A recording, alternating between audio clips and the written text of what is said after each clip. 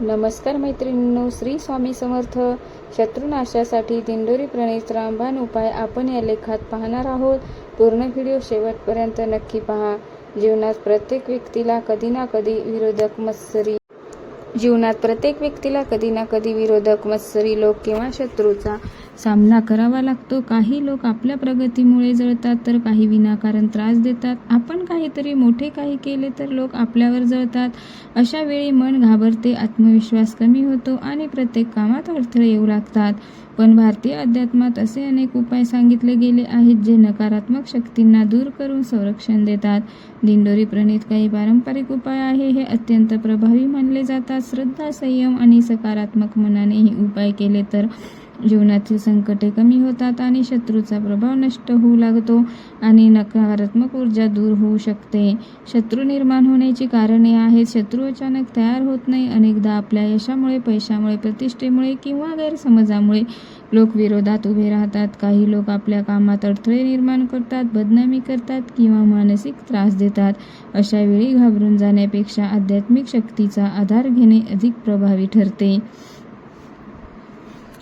दिंडोरी प्रणीत उपायाचे महत्त्व आहे. दिंडोरी परंपरेत मंत्र, जप, साधना आणि सात्विक आचरण यांना खूप महत्त्व दिले जाते.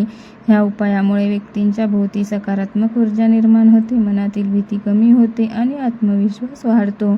शत्रूचा प्रभाव हळूहळू कमी होतो. नंबर 1. हनुमान चालीसा उपाय. भगवान हनुमान हे संकटमोचन मानले जातात. शत्रूपासून संरक्षण मिळवण्यासाठी हा सर्वात प्रभावी उपाय मानला जातो. हा उपाय केल्याने पण शत्रूपासून पण बचाव होतो. कसा करावा हे आपण जाणून घेऊया. दर मंगळवार आणि शनिवार सकाळी स्नान करून स्वच्छ कपडे घालावेत. हनुमानजीच्या फोटोसमोर तुपाचा दिवा लावावा. लाल फूल आणि गुळचना अर्पण करावे. अगरबत्ती, धूपदीप लावावा. मन शांत करून 11 वेळा हनुमान चालीसा म्हणावी. शेवटी ओम हनुमते नमः या मंत्राचा 108 वेळा जप करावा.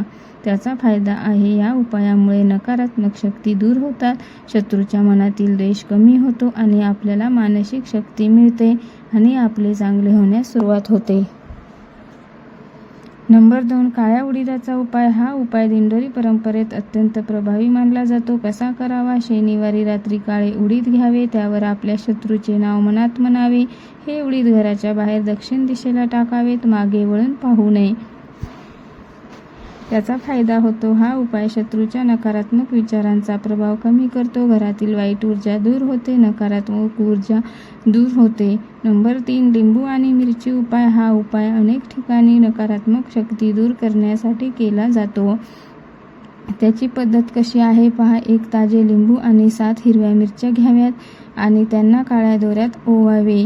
मुख्य दरवाजावर टांगावे. प्रत्येक शनिवार बदलावे. त्याचा फायदा आहे की वाईट नजर, मत्सर आणि शत्रूचा प्रभाव कमी होतो आणि मग लोक आपल्याबद्दल चांगले विचार करायला लागतात. नंबर 4. रामरक्षा स्तोत्र पठण. भगवान रामाचे नाव अत्यंत शक्तिशाली मानले जाते. कसा करावा तर दररोज सकाळी रामरक्षा स्तोत्र म्हणावे. शक्य असल्यास तुळशी समोर बसून पठण करावे.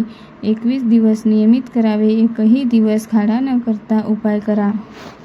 त्याचा फायदा आहे. मनातील भीती कमी होते, आत्मविश्वास वाढतो आणि संकटापासून संरक्षण मिळते.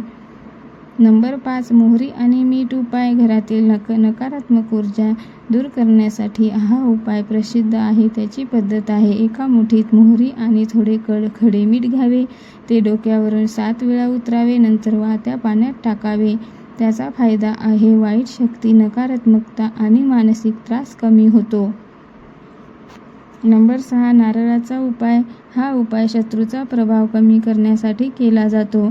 कसा करावा तर मंगळवारी 1 नारळ घ्यावा.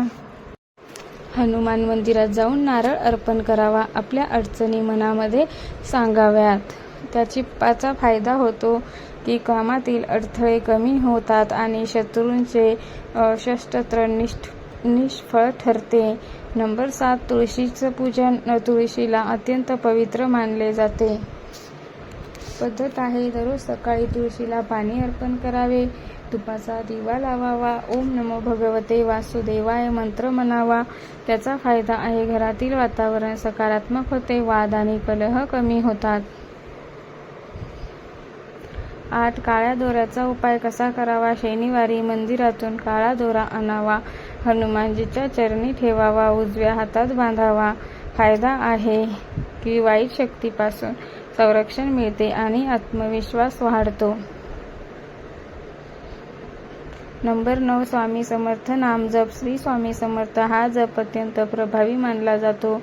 त्याची पद्धत आहे दररोज सकाळी आणि रात्री 108 वेळा जप करावा. मन शांत ठेवावे. फायदा आहे भीती कमी होते, मन स्थिर होते आणि संकटे दूर होतात. दीपदान उपाय कसा करावा हे आपण पाहूया. अमावस्येला मंदिरात तिळाच्या तेलाचा दिवा लावावा. आपल्या कुटुंबासाठी आणि संरक्षणासाठी प्रार्थना करावी. त्याचा फायदा आहे की नकारात्मक ऊर्जा दूर होते आणि जीवनात शांतता येते. उपाय करताना पाळायचे नियम. मनात कोणाविषयी द्वेष ठेवू नका. उपाय श्रद्धेने सातत्याने करा. कोणालाही त्रास देण्याचा हेतू ठेवू नका.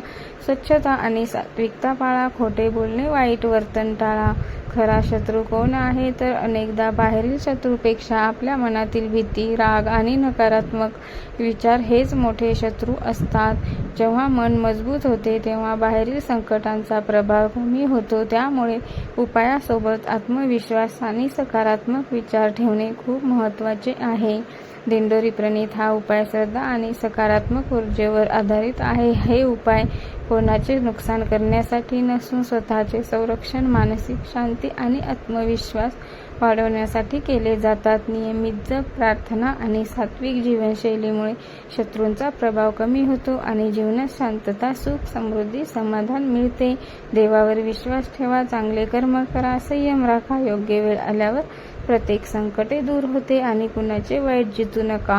व्हिडिओ आवडला असेल तर जास्तीत जास्त शेअर करा, कमेंट्स करा, लाईक करा. तुम्हाला कसा वाटला व्हिडिओ हे कमेंट्समध्ये नक्की सांगा. धन्यवाद.